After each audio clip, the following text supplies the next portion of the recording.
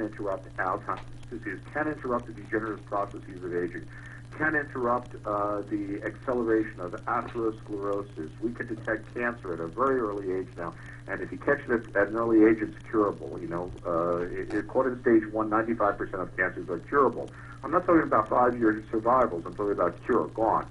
Okay, so when people say that there's still people dying around, yeah, there are, and people are still getting older, yeah, they are, but they're not getting older like they were back in the before 1990, and they're not dying like they were in 1990. As a matter of fact, the life expectancy continues to ratchet up almost every year. Yeah, would you Excuse say me for that long answer, Justin. Yeah, well, hey, that's a great, hey, long and in-depth answer. That's just fine. Now, would you say? I mean, obviously, I do notice as well that we do have that the life expectancy is increasing. However, to play devil's advocate, many people would say, yes, that's the average life expectancy and not the maximum life expectancy, or that's the average lifespan that is increasing, and that we haven't really even come close to increasing the maximum lifespan. Which I would argue with these guys. I think okay. these guys are. I think these guys are selling. You know, stink.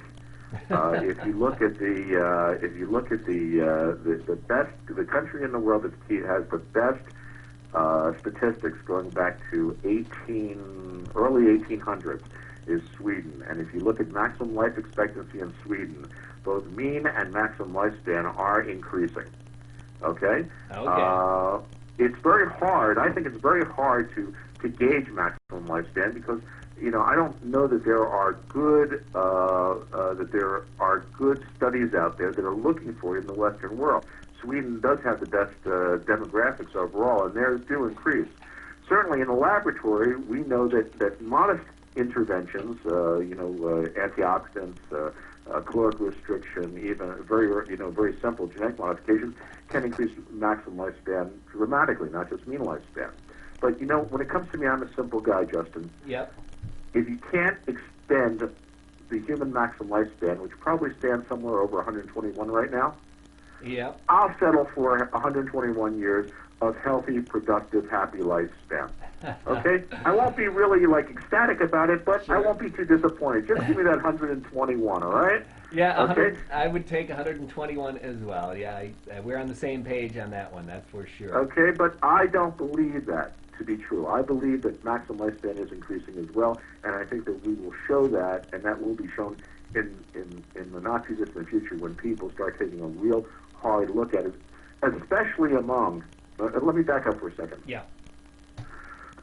You know, you may have a hard time showing maximum lifespan increasing among the general population because the general population is not living an anti-aging lifestyle. They're eating genetically modified foods, they're breathing highly polluted air, the water is loaded with all kinds of noxious chemicals that, according to the EPA, are responsible for causing at least 30,000 instances of cancer every year, just the drinking water, and that's the approved healthy drinking water that they say is the good stuff, okay, yeah. from your tap, okay? I agree there. So forget the average population, because if you're in the average population, you're in trouble because you're getting exactly what the government wants you to have. But if we look at role models of anti-aging, the anti-aging lifestyle, there was a study that was published from data from Harvard, and it was an analysis of the last census. And what they did was they looked around the United States, and they said, what zip code do people live the longest? Okay? And what they found was that in Bergen County, New Jersey, there is a group of women who are essentially, this is a community that is mostly Oriental. Now, it's not just one Oriental. It's not just Chinese or Japanese or Filipino or Malaysian or Thai. It's a mix. Okay. So you can't say that it's a genetic thing, you know, oh, well, it's because you're Chinese or Japanese. No. This is a mix of all these different cultures, but they're all Oriental. Okay? Sure. And they have a high standard of living. They have, their socioeconomics are high. They have high education, and they're living as close to an anti-aging lifestyle as I believe is available in the United States overall, because they're Asian, they have an Asian mindset, they have a reverence for natural healing and natural health, and they're in an environment where they can get good, clean food, et cetera, et cetera. These women are living an average of 91 and a half years of age on average. That's incredible. 91 and a half? Yes, it is. Wow. Mm-hmm. Now that's amazing unto itself. But when you look at what it's contrasted against, the same study from the U.S. Census Bureau data looked at the lowest, or the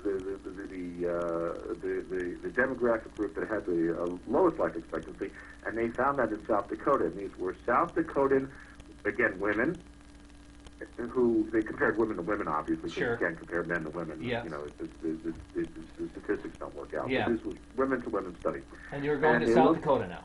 They went to South Dakota and they looked at these women who were living on an Indian reservation, and they were receiving free health care from the government. They were getting the good old best the USA has to offer, HMO health care through the Indian Health Services. Sure. And their average life expectancy was 65 years of age. Well, so that's a difference of like 24 years. Oh, that is quite a difference. You're right. So, Actually, my math is off. That's a difference of 26 years. 26 years? Yeah. Isn't that 91 to 65? Maybe 65. It was 66. It was about 25 years. Sure. I read about it on worldhealth.net. If you want to look it up, it's www.worldhealth.net. I call it the longevity dividend.